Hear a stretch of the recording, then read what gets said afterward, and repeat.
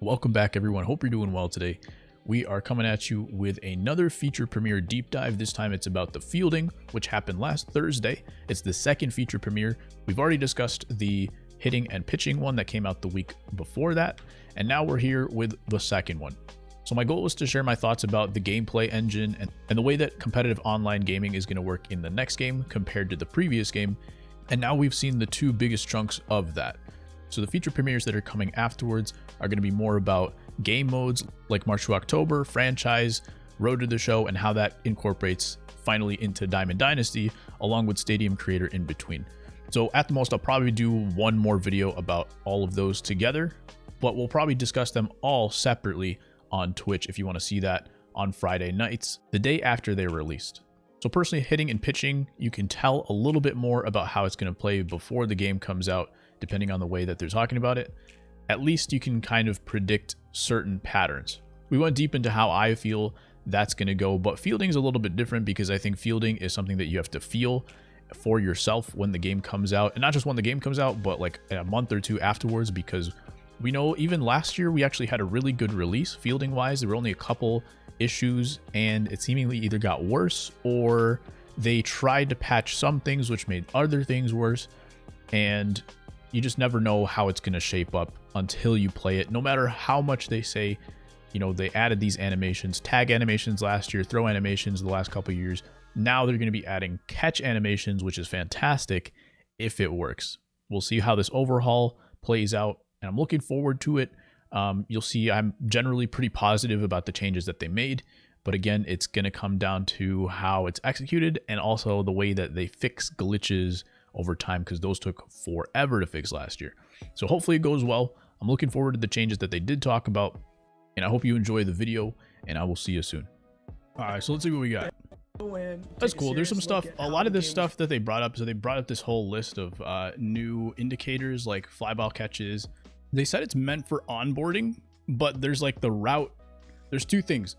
The thing that shows you the route that you need to take, and the thing that shows you when you need to jump or dive. Not the arrows at the fence, but there's that little indicator. I'll show it when it comes up. There's a little indicator on your route that tells you when you should dive, and that seems like you should be using it online. We'll see if you can use that online, if you should use it online. There might be a lot of information on your screen, but like, I don't know, if it's something that consistently helps you make better decisions in the field, it sounds like you should be using it.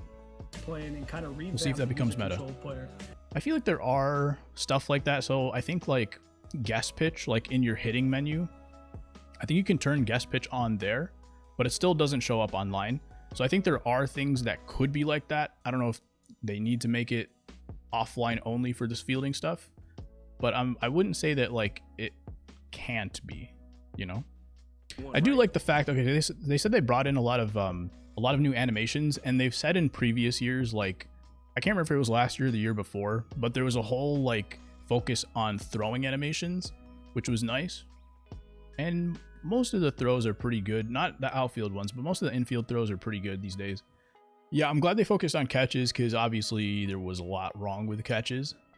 And I like what they talked about with like the off Z. They talk about this later, but the off Z axis catches and all that. It seems like it's going to help people overcome mistakes, but sometimes, you know how you're like running for a ball and then you get locked into an animation, so they reach out and catch it, like they slow down and reach out and catch it, and the next time you're like, okay, they're gonna lock me into an animation, so I don't need to like keep running this way, or if I keep pushing my stick in this direction, they're gonna slow down and catch it for me.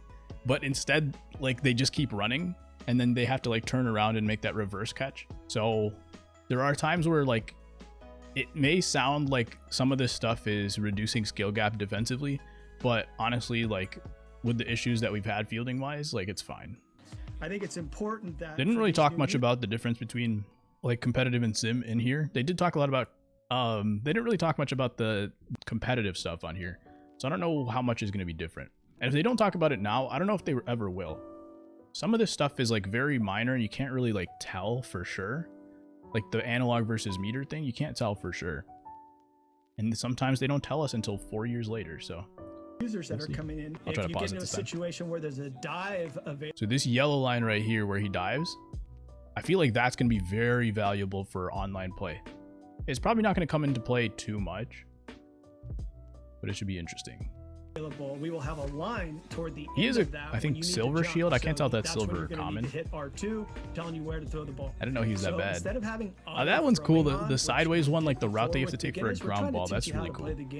So again, very useful for online play. There's a lot of information on the field, but interesting. And the one that we're going to default for over extreme catch at the wall is going to be interesting. That one, he misses the jump. I have to make a decision. I wonder how random that's going to be. I mean, I have to have a feeling this is just going to be weird. Try to go for it, or I'm going to play that ball off the game. And that only showed up on those extreme catch indicator was like kind of brutal.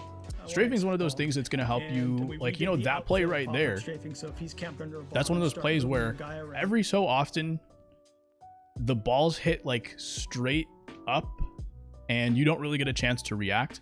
And as soon as it goes up, the catch indicator pops up and your fielder is just like locked at the very front of the ball. And you can't really get behind it unless you completely leave and then like complete like a run animation to get back. And by that time, sometimes the ball already falls. And if you don't do that, sometimes you get that like fallback animation and then the ball lands behind you. Occasionally. I feel like that hasn't happened too much lately, but it has happened. So strafing is really going to help with that, first of all. Then they talked about all the stuff like playing off the wall at Fenway. This was I think they just kind of made up the situation. This one's not a big deal, but the ones at the wall, like right here, huge. It's cool that you see exactly where the ball pops off the wall too, this little indicator where it's going to hit off the wall. That helps you decide if you shouldn't jump. I hope this helps with the CPU as well, because if you guys remember, sometimes your backup guy comes over, you try to jump and try to field a ball on a jump or off the wall, and it just like whiffs right past you. And then your backup CPU fielder like just runs in the opposite direction and it doesn't help at all. So hopefully strafing helps with that too. But you get a chance to move left and right, even when you're kind of locked in that little animation where they're waiting for the ball. And then like you can only move a little bit. And then sometimes the ball shoots past you or something weird happens. It jumps over you. And then the guy gets a triple or inside the Parker.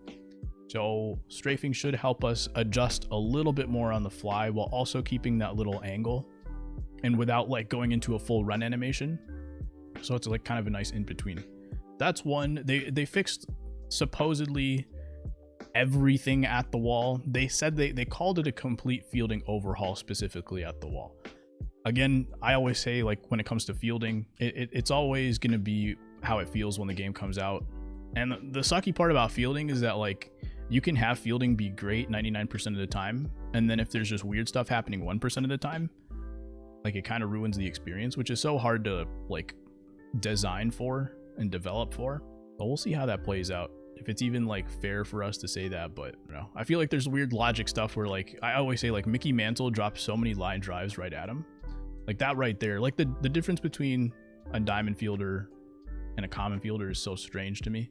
There's always going to be glitches and you can't really fault them for, well, you know, you have to expect that at some point. But it sounds like they're trying to fix all the glitches at the wall.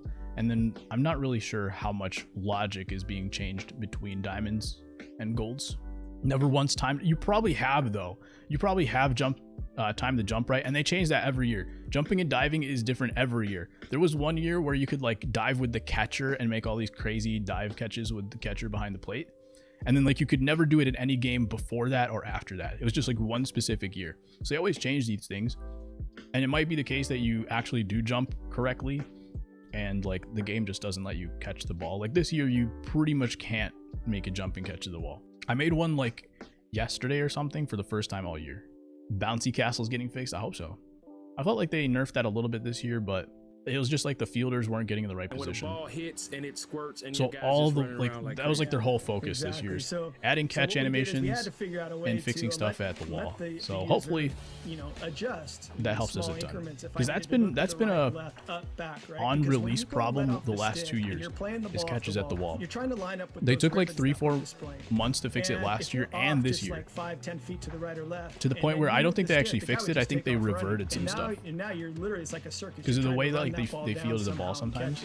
Okay, so this year it's different. We added it was like band-aid fixes, so I think they went from the ground up this time. I just hope you're not like stuck in an animation. Like you see, you're strafing so far That's I can't awesome. really So we've talked imagine a about spot where off-wall setup and you shouldn't be strafing. Now let's get into off-wall catches. But let's say which you is start different. strafing, you're like, oh, It's I not don't a setup. need Now to be let's talk strafing about here. I need to be off-the-wall running. catches. We'll see if that What like changes affects it went in this other year to spots make off-wall catches where it shouldn't be better and more happening. efficient for the end user. Off the wall And I'm catches. It running does look back like as relays fast are a as I little can quicker. to I think catch there's a that ball. relay on Hits this off the play. wall. So no matter what angle, let's just say I'm playing in a place like San Francisco where you got some weird These are angles, much hard to quicker break relay up than there, usual. and Hopefully that's ricochet the off at a average weird angle relay. off the wall. Every Maybe it's going to be direction more catch, based off of every height, reaction running and stationary attribute, catch, but right? So here's what's cool. In all it looks the like they catches that branch a we little did, differently we now. made sure Like right that there, the catch is going ball's to out of the explain glove to the user before what he his did feet right or even wrong. land Does that almost. make sense to you? Jeremy, we're gonna show the guy reach out and try to That's catch a it. nice- We call like- those our phantom catches. I don't know.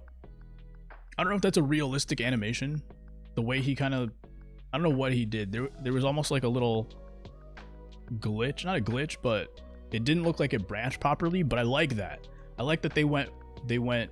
We need this guy to throw the ball in quickly. So even if there's no like proper transition animation from his hand to go from like here to here, he's just gonna do it because that's gonna make the gameplay feel better. And I really appreciate them doing that. And that's been something I've been saying too, is that they need to do a good logical animation, which is here they need to do an animation that gets the ball in quickly. And if it doesn't look good, so what? Just make it happen. It's not bad. I mean, it still looks fine. I'm just saying in the cases where it might look a little strange.